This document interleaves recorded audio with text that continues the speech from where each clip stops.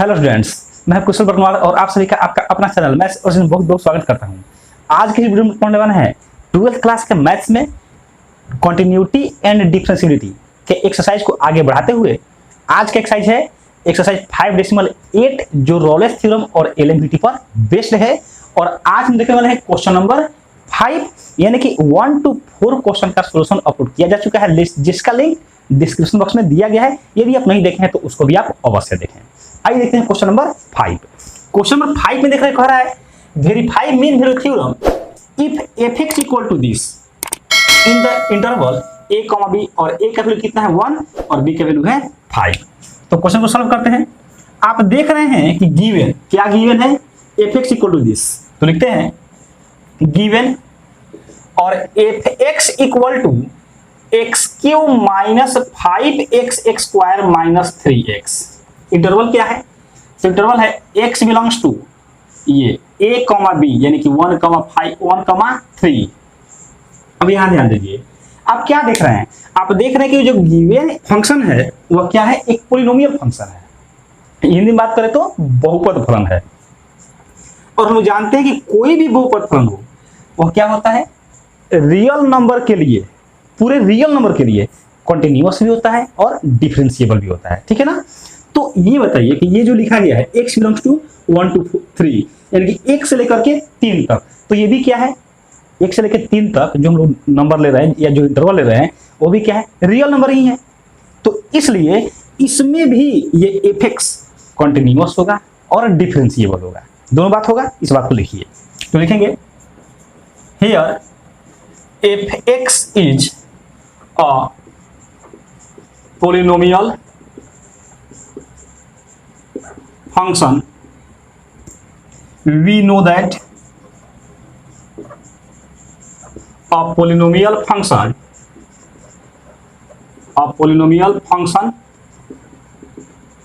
is continuous and differentiable for all real values. सभी real values के लिए क्या होता है? कॉन्टिन्यूअस होता है और डिफरेंशिएबल भी होता है। ठीक है ना? इसलिए यह जो गिवन पॉलिनोमियल फंक्शन है वह इस गिवन इंटरवल में कॉन्टिन्यूअस भी होगा और डिफरेंशिएबल भी होगा। तो लिखते हैं सो, और एक नंबर में f(x) इज कॉन्टिन्यूअस इन और क्लोज इंटरवल जो गिवन है 1, 3। सेकंड में क्या है? सेकंड में है f(x) is differentiable in open interval 1, 3। एलएमवीटी का स्टेटमेंट क्या कहता है? एलएमवीटी का स्टेटमेंट कहता है यदि कोई फंक्शन गिवन इंटरवल के लिए कॉन्टिन्यूअस भी हो, डिफरेंशिएबल भी हो, इसका मतलब यह हुआ कि दोनों कंडीशन को सेटिस्फाई कर रहा है। एलएमवीटी के दो ही कंडीशन है, कॉन्टिन्यूअस भी होना चाहिए, डिफरेंशिएबल भी होना चाहिए। तो क्या देखें कि f(x) कॉन्टिन्यूअस भी है गिवन इंटरवल में और डिफरेंशिएबल भी है गिवन इंटरवल में, मतलब कि एलएमवीटी यानी लैग्रेंजेज मीन वैल्यू थ्योरम, जिसको हम लोग मीन वैल्यू थ्योरम भी बोलते हैं, उसके दोनों कंडीशन को सेटिस्फाई कर रहा है। तो यहां पर लिखेंगे, क्या लिखेंगे? यहां ध्यान दीजिए, लिखेंगे thus f(x) satisfies the conditions of LMVT Lagrange mean value theorem, hence LMVT is applicable। ठीक है, Lagrange mean value theorem is applicable या mean value theorem is applicable। अब ध्यान दीजिए, क्या देखें हम लोग कि Lagrange mean value theorem applicable हो गया। अब क्या करना है हम लोग को तो करना है वेरीफाई। तो वेरीफाई करने के लिए क्या करना होता है? एक वैल्यू c फाइंड करना होता है, यानी c का वैल्यू फाइंड करना होता है और वह c इस इंटरवल में ही होना चाहिए। ठीक है, तो इस बात को लिखते हैं, क्या लिखेंगे? नाउ वी हैव टू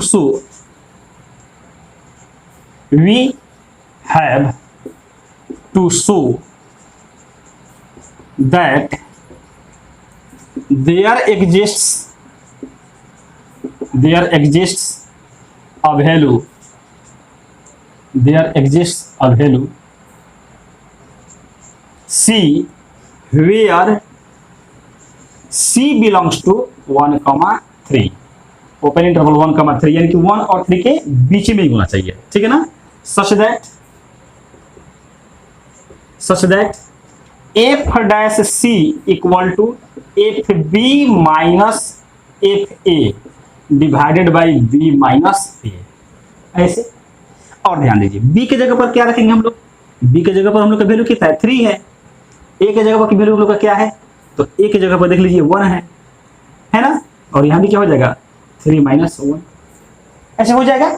चलिए अब यहां ध्यान दीजिए इस सब का वैल्यू हम लोग को पुट करना है, तो एफ डैश सी कैसे आएगा, तो यहां देखिए ये एफ एक्स है, इसको डिफरेंशिएट करेंगे तो किसका वैल्यू आएगा, एफ डैश एक्स का वैल्यू आएगा, कितना आएगा, इसको डिफरेंशिएट करेंगे तो ये आ जाएगा, देख लीजिए 3x स्क्वायर आ जाएगा, माइनस में 10x आ जाएगा, माइनस में 3 आ जाएगा, लेकिन ये जो आएगा किसका वैल्यू, ये तो है एफ डैश एक्स का, लेकिन हम लोग तो चाहिए एफ डैश सी, तो x के जगह पर c पुट कर देंगे तो ये एफ डैश सी का वैल्यू हो जाएगा, ठीक है ना इतना। फिर देखिए इसके बाद माइनस इक्वल टू f3, यानी कि यहां पर 3 रखेंगे तो इसमें जहां जहां x है सबके जगह 3 रखेंगे, तो ये जगह 3 का पावर 3, ये जगह 27 माइनस 3 का स्क्वायर 9 और 9 5 जा 45 माइनस 3 3 जा 9 माइनस, ध्यान देंगे माइनस, अब f1 तो इसमें जहां जहां x है वहां वहां हम लोग 1 रखेंगे, 1 का पावर 3 1 माइनस 1 का पावर 2 तो 1 इंटू 5 हो जाएगा, माइनस 3 इंटू 1 तो ये 3 हो जाएगा, और ये आ गया 3/1 इक्वल टू 2, ऐसे हो जाएगा।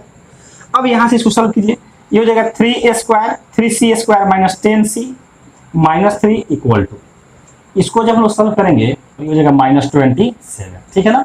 फिर यहाँ क्या आएगा, ये आ जाएगा 5 3 8 1 माइनस 8 माइनस 7 और ये माइनस तो प्लस 7 डिवाइडेड बाई 2, ऐसे हो जाएगा।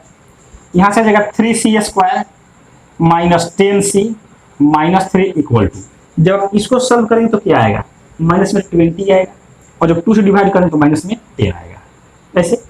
ये माइनस में इधर आएगा तो प्लस में, तो ये हो जाएगा 3c स्क्वायर माइनस 10c, और ध्यान दीजिए माइनस 3 इधर आएगा तो हो जाएगा माइनस 3 प्लस 10 हो जाएगा, ऐसे। तो क्या बचेगा 7 बचेगा, तो यहाँ लिखते हैं प्लस में 7 इक्वल टू 0, ऐसे आएगा।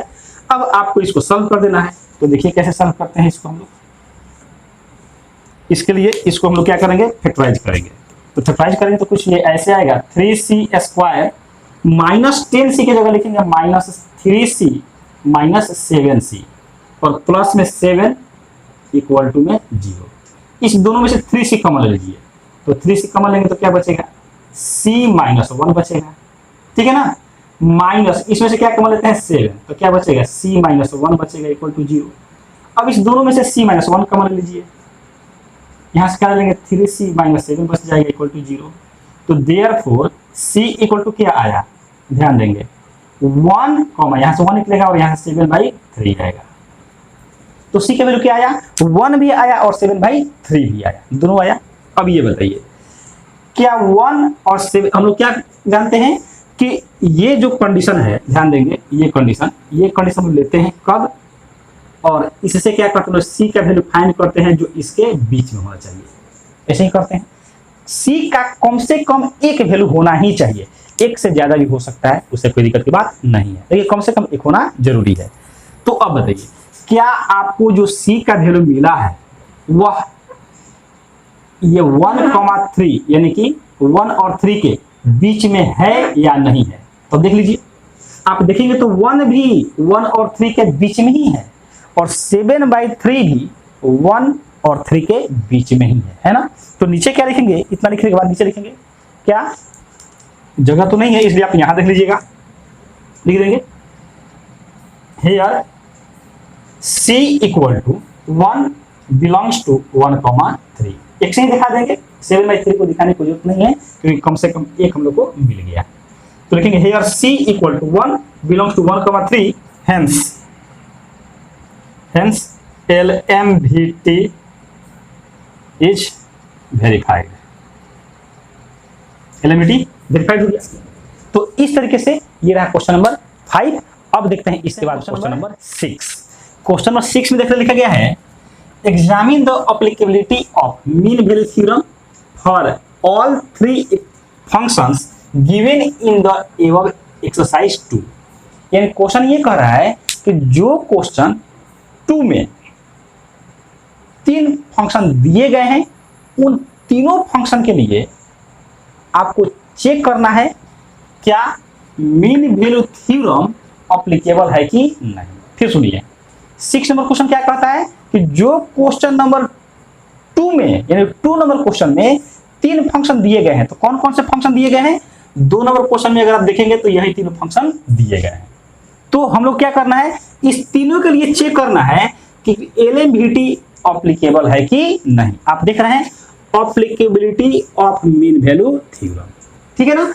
तो applicability of mean value theorem कैसे चेक करते हैं? अगर जो गिवन फंक्शन है वह एलएमवीटी के दोनों कंडीशन को सेटिस्फाई करता है तो एप्लीकेबल है, अगर सेटिस्फाई नहीं करता है तो एप्लीकेबल नहीं है। ऐसा चेक करते हैं हम लोग। देखिए अब ये बताइए, तो यहां हम लोग क्या देख रहे हैं? पहला क्या देखते हैं, फर्स्ट के लिए एफ एक्स इक्वल टू कितना है, तो F X equal to greatest integer function of X for X belongs to 5,9। सही है ना। अब क्या देख रहे हैं? आप देख रहे हैं कि जो greatest integer function of x है, यह जिसको लोग क्या बोलते हैं हिंदी में महत्तम पूर्णांक फलन बोलते हैं, यह सभी इंटीजर पर यानी कि किसी भी इंटीजर पर संतत नहीं होता है। यानी कि अगर इंग्लिश बोले तो कॉन्टिन्यूअस नहीं होता है और डिफरेंशिएबल भी नहीं होता है। फिर समझिए, जो ये गिवन फंक्शन है greatest integer function of x यानी कि ग्रेटेस्ट इंटीजर फंक्शन जिसको GIF भी बोलते हैं, वह किसी भी इंटीजर पर कॉन्टिन्यूअस भी नहीं होता है और डिफरेंशिएबल भी नहीं होता है। इसका मतलब यह हुआ कि 5 और 9 में जो 6, 7 और 8 है, इस इंटीजर पर भी यह कॉन्टिन्यूअस भी नहीं होगा और डिफरेंशिएबल भी नहीं होगा, क्योंकि 5 और 9 के बीच में क्या आता है, 6, 7, 8 आता है। इसका मतलब ये कि जो गिवन फंक्शन है क्या वह गिवन इंटरवल में कॉन्टिन्यूअस है, डिफरेंशिएबल है? तो न तो डिफरेंशिएबल ही है न ही कॉन्टिन्यूअस ही है। तो लिखेंगे यहां से, ध्यान दीजिए क्या लिखेंगे, देखेंगे here f(x) is a greatest integer function। अब पूरा नाम लिख लेंगे, हिंदी वाले स्टूडेंट क्या लिखेंगे, महत्तम पूर्णांक फलन। here f(x) is a greatest integer function, we know that a greatest integer function is not continuous and differentiable, not continuous and differentiable at any integer, at all integers। ध्यान देंगे, हिंदी वाले स्टूडेंट्स ध्यान देंगे, हिंदी में क्या लिखेंगे वो बोल देते हैं। तो यहाँ पर लिखा गया है, यहाँ f(x) एक महत्तम पूर्णांक फलन है।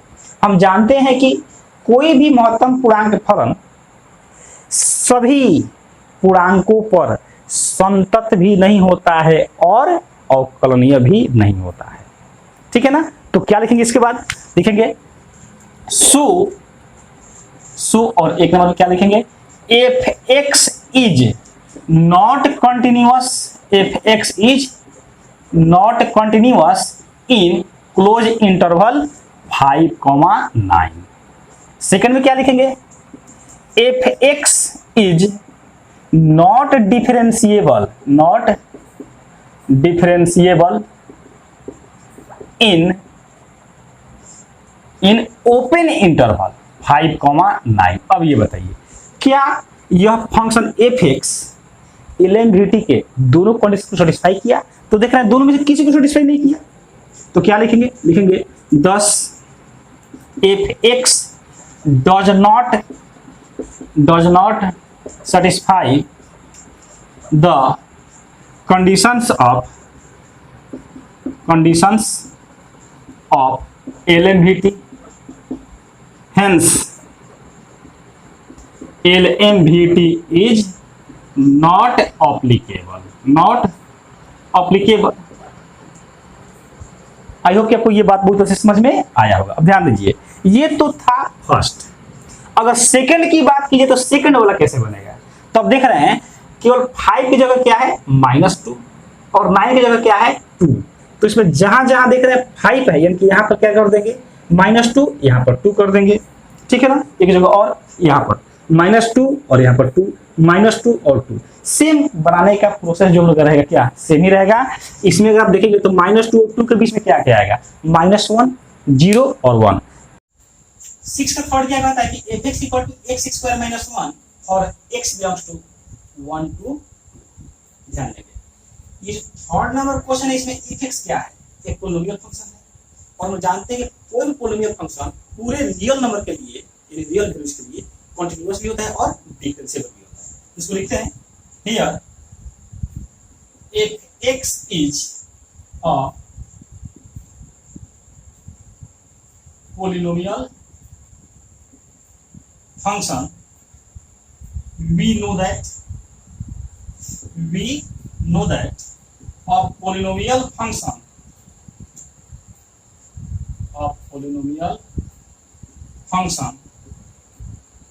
is continuous and differentiable for all real values, so अब ध्यान देंगे एक हम क्या लिखेंगे, if x is continuous in open interval 1, लिखेंगे ऐसा। सेकंड में क्या लिखेंगे, if x is differentiable in open interval 1, अब ये बताइए given function fx given interval में कॉन्टिन्यूअस भी है और गिवन इंटरवल में डिफरेंशिएबल भी है। इसका मतलब ये हुआ कि एलिमिनिटी के दोनों कंडीशन को सेटिस्फाई करता है, तो एलिमिनिटी एप्लीकेबल होगा। तो लिखते हैं thus if x satisfies the conditions of LMVT, hence LMVT is applicable। ऐसे अब ध्यान देंगे, यदि आप चाहते हैं कि C का वैल्यू फाइंड करें तो हम क्या लिखेंगे, फॉर C हम क्या जानते हैं, f dash C equal to F B यानी कि 2 माइनस f1 f a, और ये कैसा 1 है तो f1 हो जाएगा divided by b minus 1, 2 minus 1। अब ये बताइए जब आप fx को डिफरेंशिएशन करें तो क्या आएगा 2x, हम लोग को क्या चाहिए f डैश c, और यहाँ से f डैश x कितना है 2x, तो इसका वैल्यू हो जाएगा 2c, x की जगह c रख देंगे। f2 तो इसमें रखिए 2, जब यहाँ रखेंगे तो यहाँ पर 2 का स्क्वायर 4 माइनस 1 3 माइनस 1 रखेंगे तो यहाँ पर 1, तो f1 का वैल्यू निकलेगा 1 का स्क्वायर 1 और माइनस 1 तो 0 हो जाएगा डिवाइडेड बाई 1, ऐसे आएगा। अब ये क्या आया 2c इक्वल टू कितना आ गया 3, तो देखो c इक्वल टू कितना है 3/2, जो बिलोंग्स टू है किसमें 1,2 से क्या कर रहा है बिलोंग्स कर रहा है। तो इसका मतलब ये हुआ कि जो मुझे c चाहिए a और b के बीच में वो उसके बीच में भी आया। तो इस तरीके से हम खत्म किए क्वेश्चन 6 का फर्स्ट, सेकंड और थर्ड, और पूरा एक्सरसाइज भी इस तरीके से का फिनिश हो गया।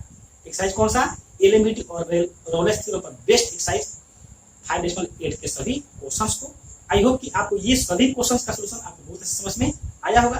वीडियो कैसा लगा आप कमेंट बॉक्स में कमेंट करके अवश्य बताएं, और अगर वीडियो अच्छा लगा हो तो वीडियो को लाइक भी अवश्य करें, दोस्तों के साथ शेयर करते रहें, और अगर चैनल पर नए हैं तो सब्सक्राइब करके बेल आइकन को भी अवश्य प्रेस कर दीजिएगा, जिससे आने वाले वीडियो का नोटिफिकेशन आपको समय से मिलता रहेगा और अगर पढ़ाई से चलता रहेगा। Thank you so much for